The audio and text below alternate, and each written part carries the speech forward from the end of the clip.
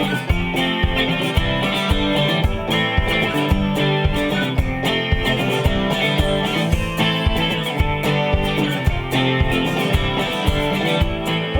to the 495. I'm your host, Doug Sparks, editor-in-chief of Merrimack Valley Magazine. Lou, how are you doing this week? Doing very well today. I'm doing great. And I noticed some people enjoyed our discussion about the attacking squirrel last week. Yeah. And my wife got a lot of GIFs and memes sent to her phone regarding the squirrel. Do we have any more verification that it is in fact a squirrel? There's no more verification. Yeah. Our house was attacked by a thudding creature that terrified my wife, thinking that it was some type of murderer trying to break into the house. I knew it was a squirrel. Why? Because I had encountered this squirrel before, and every once in a while, deduction. Rocky, as he's now been named, yes, will take a run at the house and dive at the window, trying to get, who knows what he's trying to do? Probably trying to get food. He's a big squirrel. Yep. We haven't seen him since then, so who knows? Maybe he had a little head trauma. But you love the concussion protocol. Yeah. So if anyone knows my wife, I'm sure she'd be very happy to get more squirrel-related content posted on her Facebook feed. Nice. So our guest this week, it's interesting. Before I introduce him, he's been mentioned, and his organization has been mentioned on this show numerous times. And I remember just 2 or 3 weeks ago, a guest was mentioning Elevated Thought. And I was like, well, why haven't we had him on? Like since the beginning, I have this list of people I want on the show, and he's been on since the beginning. So this is long overdue. Our guest this week is Marquis Victor from Elevated Thought, a Lawrence-based organization. Marquis, how are you doing today? I'm all right. I can't complain. Spring is here, and its warm embrace is quite satisfying. Yeah, it's very satisfying. And, it's a little gray, but that's like creative weather, right? Like it's warm, it's comfortable, but it's kind of coffee, at least for me, I'm a coffee drinker, right? Like it's kind of coffee drinking, thinking, creating kind of weather. There's no, it's not so nice that you want to go to the beach and do something else. It's it's a little bit introspective, right?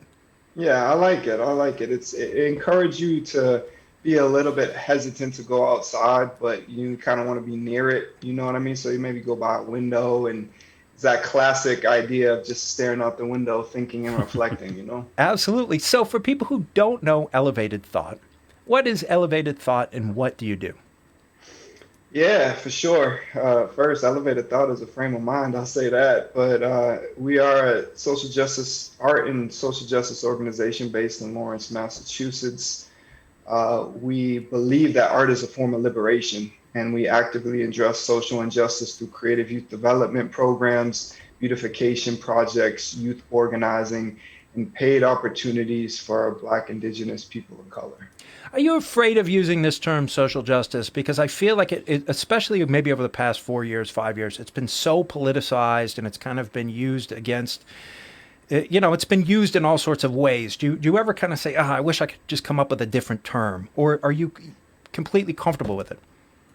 Yeah, so, I've been running this organization now for over 10 years, since its inception, with a couple of my good friends. And we've always used art and social justice. And early on, I think it was more of a detriment. Right, it really scared some people off, especially as a grassroots organization trying to get funding, trying to get in the room, trying to connect with people and tell them about our mission and our vision.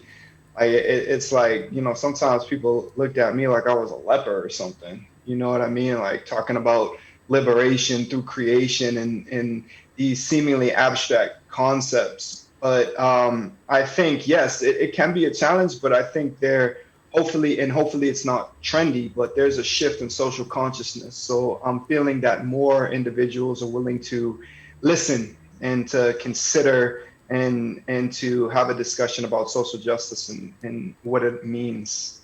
Yeah. Why the word thought? In other words, you think of an arts organization, a cultural organization, there's all sorts of different ways that can permeate, right? But why the emphasis right up from on ideas, on thinking? Mm-hmm. Yeah, it kind of stems from my own personal narrative, which is pretty lengthy, so I don't want to take up the whole time here. But, I will point to an event in our history back in March of 2008 when Alex J. Bryan, my best friend, co-founder and productions director at Elevated Thought, he was creating a mural for his senior project. And at that time, I was writing I was on the spoken word circuit. I was writing a piece to accompany his mural, right? And one side of the mural was this saxophonist, and he's playing his saxophone, and music notes are flowing in and out of this loose depiction of Lawrence, right? It's dark, gritty, ominous, but there's glimmers of hope through the colors and the shading. And the music notes flow to the other side of this mural, and there's a young woman, and she's crying, and one of the tears form the word why. And she's asking that question: why is there so much sorrow in the city? Why is it unending, unceasing? And what can we really do about it, as seemingly insignificant as we are? Excuse me. So we had some other friends in this rented out construction warehouse where this mural was happening. Got in this big discussion. And, I posited to the crew, hey, what if we brought these challenges out into the public through art in its different forms? And if folks don't have an answer, how about we develop creative solutions ourselves? And I lifted my head up and I said, hey, this is elevated thought right here. And I think from that moment and how the organization has evolved, what has been clear to me is the idea of thought to me is a connection, almost in this metaphysical way to our soul, to our consciousness, how the brain interacts with the allegorical heart. And creativity is a mechanism in which to tap into our deeper essence. And if we as humans tap into our deeper essence, we are going to more effectively understand that, the system structures, the confines of the reality that we live in are not conducive to human flourishing, are limiting people's potential to create, to imagine a world that is going to, be beneficial to us as a species, So I think that's the essence of the word thought, and that's why I think it's relevant to our work. When these ideas were percolating originally, you were a school teacher in Revere, correct? Do I have the timeline right? Yeah, I was getting my undergrad when I uttered those words, elevated thought, for the first time, and then when I was a teacher in Revere and then in Roxbury, I had Alex come down, I should say, and run our first, what would be, our art and social justice workshops, programs that we would grow over time. How did your experiences in the classroom inform what happened in elevated thought? Long story short, I really became disillusioned with public schooling. The limitations, the focus on these kind of mundane and archaic mechanisms of what young people should know. We should have a basis in math and science and language, yes, but to commandeer the learning space in a way where you're limiting young people's opportunity to explore their creative capacities, I think it's a dehumanizing process. So you're working on your PhD at Northwestern right now, correct? No, EDD at Northeastern. Yeah. Or Northeastern, okay. Yeah. Given that you had problems with the education system and you had concerns, why are you still going down that path? Why are you still focusing on that in your research? I think part of it is because, in order for change to happen, there needs to be work outside of these systems, but there's also opportunities to infiltrate the system and to impact the system in a way where you're a part of it. Inevitably, we're inextricably linked to all the systems that we exist in. We can't, unless we want to live off the grid and live isolated in some way. One could argue that that's becoming very, very, very, increasingly difficult to do. We're gonna be attached to the system structure. So I look at this as a way, I'm leveraging this educational experience so I can, further, enhance my impact. Is that appealing to you, that idea of going off the grid? Do you ever kind of dream about maybe, going all the way? For a long time it was, until I got married, and then I had a daughter. So that's just gone now. But for a while, I think my wife, she was worried that was a real possibility. Okay, so yeah, we have the same thing. And if my wife's listening right now, she's laughing because I like to meditate, I like to go into the woods and everything. And she knew at a certain point I was just ready to get my hut up above the clouds and disappear. Yeah. And I have 2 young kids, and you just get pulled. It's a different thing for sure. Hey, if our radio station right now is in Methuen. If I was to get on the 495 highway, not the podcast, and drive south into Lawrence and drive around the city of Lawrence, where would I see things that have been produced by the Elevated Thought organization? What should I look for? Go down Essex Street first. You'll see a bunch of murals of ours on Essex Street.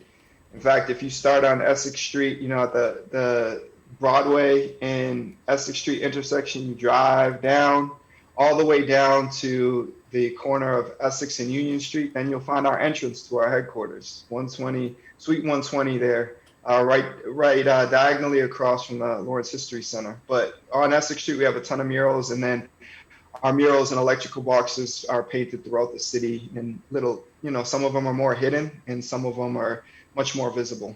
What are the murals of, and who comes up with the ideas? Yeah, so for a long time, the content was derived from the young people who would create in our workshops and programs, and then some of our collaborating artists, professional artists, would translate some of their content into wide-scale murals. And they range. Some of them are about identity.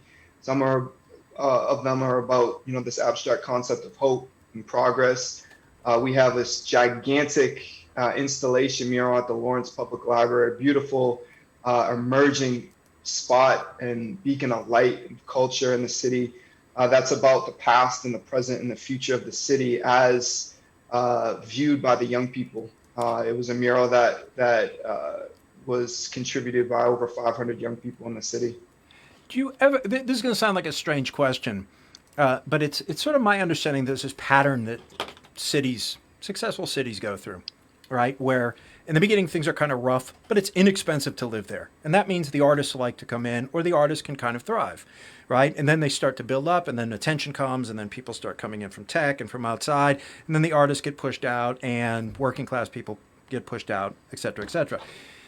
So my question is, can elevated thought be too successful? In other words, can you get yourself into a situation where the cultural situation is so thriving and so vibrant in Lawrence that it ends up undermining the whole project? That's a really good question. And the short answer is no, I don't think that's going to happen because of how much we're grounded in the community, how much we value and exist off the input and the voice of young people. Because the vast majority of our staff are folks from Lawrence who actually grew up in the program. Because our board of directors are folks that are embedded in the community in Lawrence. And I just think there's just too much of a grounded foundation in our organization to just kind of flow with the tide. And I also think we're going to piss people off at a reasonable rate. Yeah. So I'm going to ask you a question I ask a lot of people who do a lot of things, right? Because you're a poet, you're a writer, you're an educator, you're going to graduate school, you're the president and executive director of this organization that's doing a lot in the city of Lawrence. Time management. How do you get all this done? What's your trick to getting all this work done and keeping the foot on the gas pedal? Yeah, I mean, it's been a long, long journey with that. And I'm going to be honest with you. I would say up until the pandemic, I really had no control. I had very limited control. When I thought I could manage my time effectively, more things would come, more fires to put out, more opportunities that I couldn't say no to. I heard you talking about that before, saying yes to too many things. And so over time, I think what happened, I look at the pandemic has been devastating for the globe, right? And, I'm fortunate to say that with the pandemic, it forced me to chill out and just relax. And, spending that time with my wife and my daughter really put things in perspective for me. And that really kickstarted this refined focus and pursuit to ensure that I'm managing my time so I could continue to evolve as a human, as a husband, as a father, as a leader. Because if I'm running around, this work requires us to wear a lot of different hats. But if I'm running around just incessantly and just beating myself and burning myself out, how am I gonna support others? How am I going to be there for others? How am I going to be able to grow in my mind and my heart? And so I say no a lot more, and I dedicate time that is non-negotiable. So during the week, I might have to move it around a little bit, but I'm dedicating X amount of time to creating with my daughter by myself. I'm dedicating X amount of time to reading.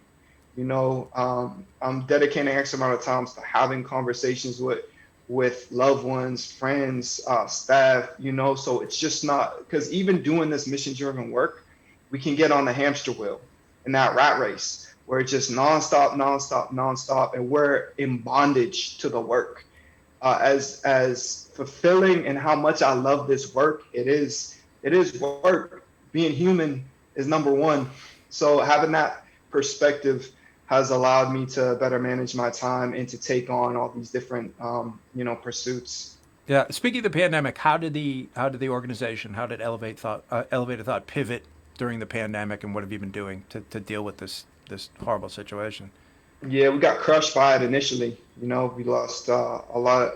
We had in-school programs or after-school programs, commissions that were lined up, site visits from funders, the reallocation of funds from other funders to go towards the front line.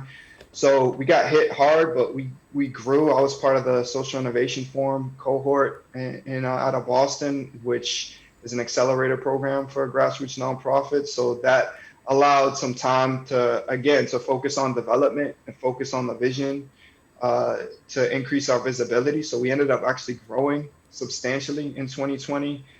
We brought on our program director. For a long time, I was the only full-time staff member. We brought on our program director, Amaryllis Lopez, who was our first ever youth leader when she was in high school. So as soon as she graduated, she started in June as our program director. So we adapted some of our programs online and just were there to support our young staff, to provide a creative space for young people to just reflect. We didn't want to push it too far with the Zoom sessions because of all the online learning that was taking place.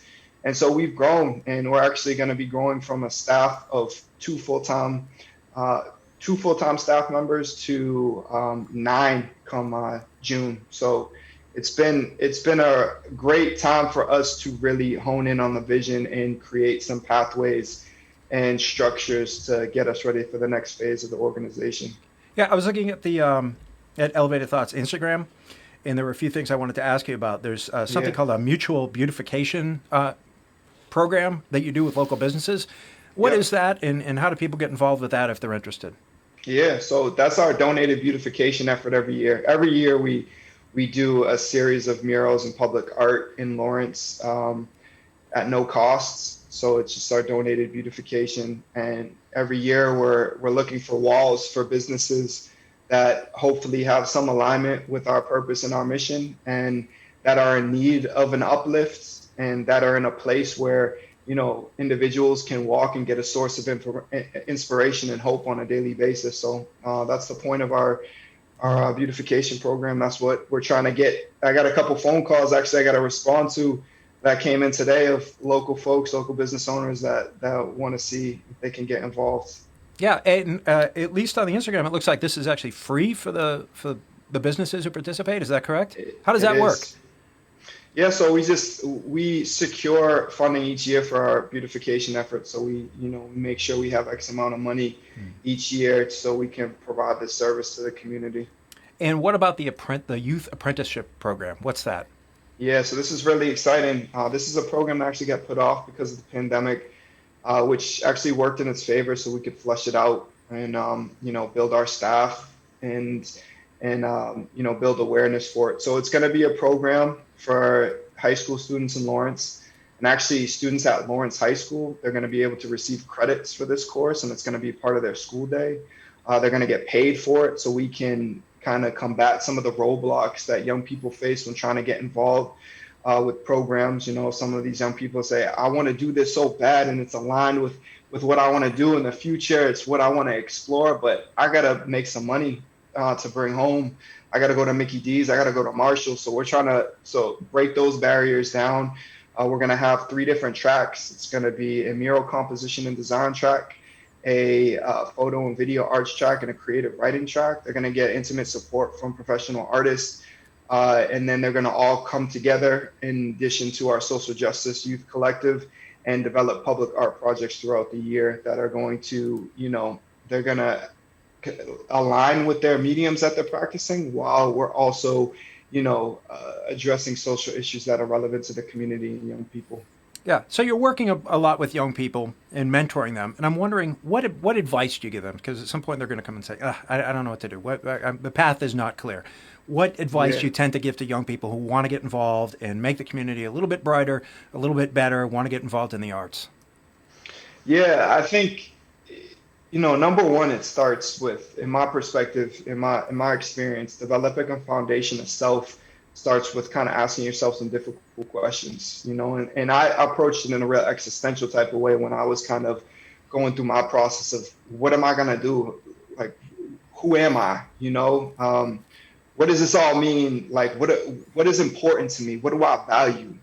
And once you have some answers to those questions, then you start to put some dots together. What are some programs, some organizations, some collectives, some groups that align with what I value, what I see as meaningful, and how can I get involved? And then once you're involved, it's a matter of just removing some of the fear associated with growing and evolving and jumping into whatever it is that you want to try, whatever it is that you want to experience. We really, in order to grow, and I've had this conversation with a lot of young people. In order to grow, we have to confront, the human affliction of fear, and we have to, put away like the worry of what others are going to think, even if those others are people that are really important to us, and really just try things out, to explore, to create, to imagine the possibilities of ourselves. And when we do that, I think it's kind of this domino effect where we're going to be able to kind of see our mind and eyes look at the social landscape with more depth and perception. And that inevitably is going to lead to some spark of social action or desire to change something that you see as invaluable in the community. Right. When you were young, did you have mentors and people who inspired you, and who were they? When I was young, I was too hard-headed to know that there was value in that. So when I was in high school, I went to Central Catholic. I was particularly hard-headed and ignorant, and I decided to repress all my creativity and imagination because I was a basketball player, and I thought that was a valuable identity to have, a singular identity, right? So it wasn't until later when I kind of came to consciousness, if you will, where I understood like, hey, I can't do this alone. I don't know. I'm very ignorant and I know very little. Uh, where can I find some support? Where can I, just link up with somebody and just ask questions? And, where can I have a sounding board to just be myself and to sound silly, but, with the idea that I'm going to sound silly in the pursuit that I'm trying to understand something, So it didn't happen for me till later on. So for young people, I would say, please, try to find those mentors, those support networks early, because you're going to reap the benefits much earlier. Yeah. So I want to talk about the city of Lawrence a little bit. Mayor Dan Rivera is leaving. He's going to be replaced, and Derek Mitchell is moving on from the Lawrence Partnership. Do you have any anxieties about politically what we're going to be seeing in Lawrence? Are you excited? What's your sense of what 2022 is going to look like? Yeah, I mean, got a lot of respect for the two men that you just mentioned. You say that, number one. I got in terms of, Derek Mitchell, I mean, they took a big chance on us early on. We were growing and gave us some opportunities to the Lawrence Partnership. So, I have close connection there. In terms of anxieties for the political future of Lawrence, straight up, I don't have time to be worrying about politics of Lawrence. I think our work it's irrelevant, because it's gonna move forward either way, and I think it's just a matter of, like I mentioned before, how many people that we're gonna, if it's more a progressive pursuit the city takes, then great. There's gonna be more synergy and there's gonna be less people that we piss off. But if that's not the case in the future, then there's gonna be more people that we ruffle their feathers in terms of like what we value and what we see as necessary for human and community flourishing. I think I will say there are a lot of beautiful, wonderful, hardworking people in positions of power in Lawrence, and that gives me a lot of hope that the ideas and the mechanisms necessary for a progressive, sustainable community. It's a real possibility with some of the folks that have power in the city, and so I think overall I'm pretty hopeful. Great. So April's Poetry Month, and we're going to have some poets on the show in April. It's going to be a lot of fun. You're a poet. And are you still writing? Are you still performing? Did you have time to do that with fatherhood and everything else going on in your life? Yeah, I'd say as a creative, as an artist, I've actually been able to push the boundaries of my creativity. I do a lot of artwork with my daughter, actually. We do a lot of mixed media pieces that I then write poems for. We got pieces all over the house, and I think I've been feeling more and more comfortable about moving even outside of poetry and doing some other work that still involves poetry. I mean, that's my go-to, but at this point, I'm doing a lot of mixed media work as well. Yeah. So before I invite Lou in, because the show producer Lou Blasi always has some good questions. How do people follow you? How do they learn more? What's the website? What's the social media? Where do they find out more? Yeah. So elevatedthought.org is our website. You can find us on Instagram at elevated_thought. We're also on Facebook, facebook.com/elevatedthought. And I think Amaryllis, our program director, just did some spring cleaning on our Twitter. So we're at Elevated Thought on Twitter. I'm really on none of those platforms, but you could be up to date and in tune with the Elevated Thought happenings through those. And you can also subscribe on our website and get our monthly news blasts. Okay, great. Lou, you have questions for our guest? Yeah, Marquiss, I'll start with this question because it's going to frame the rest of my questions for this. Is elevated thought, do you consider it activism? I think art is almost inextricably linked to activism.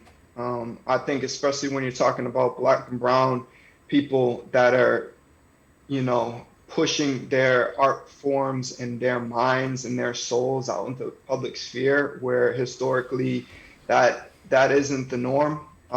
Even in music and art classes, we're inundated with, Western white culture. So I think the fact that we're really pushing forth and giving a platform and a voice to young people and Black and brown voices in art forms, I think yes, it is an indirect form of activism. Never mind some of the work that we've done, around education. Our young people developing a youth bill of rights, going down to the Department of Education, talking to leaders down there with associated artworks and short films and research and data. So yes, activism is a part of our being, if you will. I ask because I'm kind of circling around to Doug's question earlier about the term social justice, because activism and social justice seems to be linked to politics a lot. And politics, unfortunately, in this day and age has become divisive. And just the whole concept of there being a political concept is divisive. So activism through art, or getting these messages across through art, has to toe that line, doesn't it? It has to kind of walk the line in between getting your concepts across and becoming political, and therefore driving a wedge between people as opposed to accomplishing the goals that you want to accomplish. Yeah, I mean, obviously, when you look at some of our values and, some of the content, like it's easy to be like, all right, well, I identify this as progressive, and progressive is identified to there's this identifying political, ideology that I'm connecting it to. And immediately, if you're talking about this and you're talking about this, it's associated with this camp, I can't listen. Like you're mentioning, this divisiveness that we have. Exactly, yeah. I think through artwork, though, there's almost this organic way to address almost this really broad question, like, what is it to be human, right? Let's start here. How does this piece make you feel? Right? Like the act of young people having exposure and experience with creating and it uplifting them. Is that valuable? Is that necessary? And I think when you start to have these really broader conversations, they verge on almost like abstract philosophical ideas and concepts. But through our experience and our history, that has been a way to bring more people into the conversation and to kind of put, well, I'm in this camp, or I I'm tired of all the taxes that are coming out of my, like, let's put this aside and let's come to the table and let's just talk about what it is to be human, right? And what should all human beings have? What should all human beings have the opportunity to experience, right?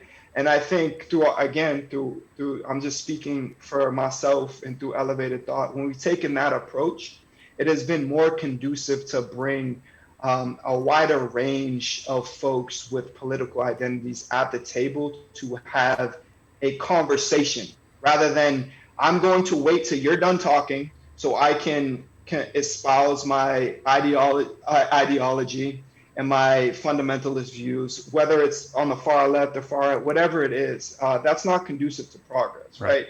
We need to have open dialogues. We need to be in comfortable spaces we can really challenge each other, because there's no progress, there's no change, there's no evolution if there's no risk in challenging and confronting things that we don't necessarily like to talk about. Yeah, that's exactly what I was talking about. But let's go back to an answer that you gave before, and you used a couple phrases in there that I'd like you to drill down on a little bit more. You talked about what we value. You talked about what is necessary for society to move forward, and what mechanisms need to be put in place. Be a little more specific on those for me. Sure. I mean, again, this is you're diving kind of into my almost philosophical worldview here. Yeah, exactly. I consider humans, if we look at, we've been around for such a short period of time in the big scheme of things, but we've proved to be, essentially the dominant species on Earth. And our capacity to create is matched by our capacity to destroy. And I think it's just easy. We can go through human history and see just like the beautiful, wonderful creations that have come out of human ingenuity and collaboration, out of love, out of, just the pursuit of trying to explore and curiosity. And then you have the other side of humanity, which is a real emphasis on fear, creating mechanisms of instruction based on our own, intrinsic fear, the desire for accumulation, wealth, and power and control. I think that's just, I like to consider humans as, we are animals, but I think the consciousness, as much as scientists really are gung-ho and believe that one day we're going to be able to pinpoint exactly where the consciousness comes from, I believe we're both physical and metaphysical creatures, and our consciousness allows us to kind of transcend our animal state, right? And that transcendence of the animal state is in the realm of creativity, of creation, of imagination. And I think that's also the realm in which we can, and it sounds utopian. And again, I don't think we're going to move towards a utopian. Like humans are, I don't think I can swear on here, but we're too like effed up and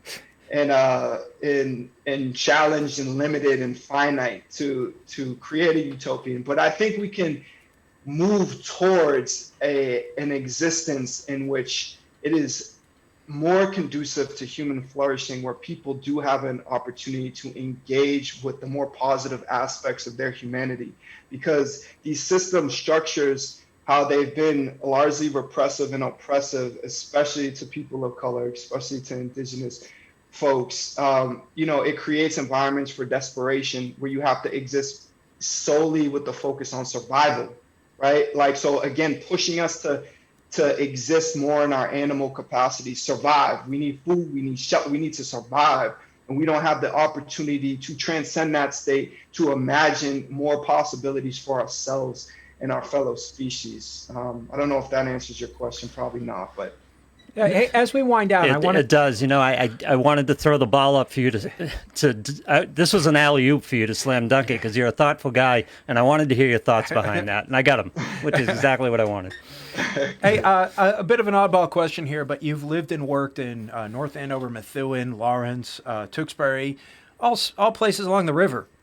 Do you think about the Merrimack River? I mean, this is like a poet's question, right? Because traditionally poets are concerned with nature and natural forces and how they impact our feelings and our experience of the world. Do you think much about the river and how it flows through your own life and your own work? I like that question, and it's connected to this project that we did with Essex County Community Foundation This gentleman Tom Borup, creative community builders, incredible dude, and Merrimack Valley Planning Commission. We did this project, it's called cultural mapping project, and it led to this expression book. And this initiated in the summer of 2019. And I actually co-facilitated a workshop with folks around the Merrimack Valley to reflect on, what connects us all here in the Merrimack Valley. And the Merrimack River was this constant theme that came up.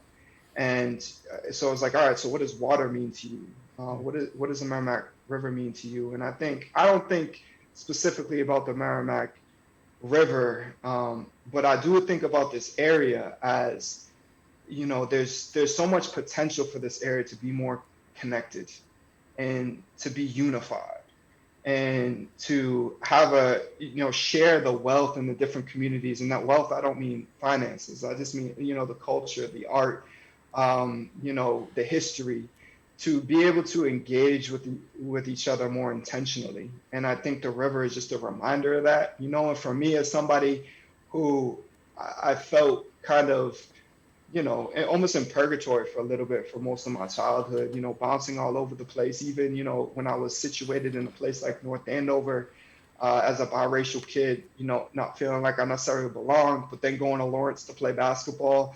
And because, I was from North Andover, not feeling like I belonged there. And I think, respecting the different cultures in the different places, but also finding more mechanisms in which to bring us all together. So I think about the Merrimack River when I think about that, Yeah, well, that's great, and it sets us up for discussions we'll be having over the next few weeks as we bring the poets in and start talking about Merrimack Valley history and our literary legacy and all that kind of great stuff. Marquis Victor, thank you so much for coming on the 495. I really, really appreciate it. It's been great. Marquis Victor is the president and executive director, the founder of Elevated Thought. Marquis, thank you so much for being on the show. I really appreciate it. All right. Grateful to share space with you. Thank you. Absolutely. Thank you. Peace.